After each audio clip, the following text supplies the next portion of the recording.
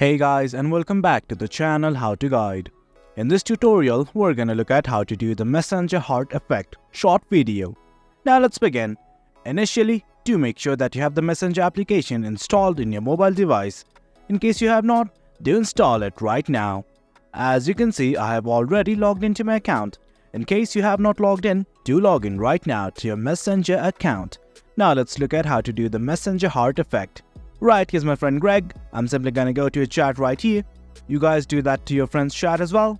And from here, what I want to do is simply send him an heart emoji. Now let's begin. Right here, almost at the very bottom right, you can see this emoji icon right here. Just click on it. Now scroll over to your emoji section till you find a heart emoji like this. Just click on this heart emoji right here and send it to your friend.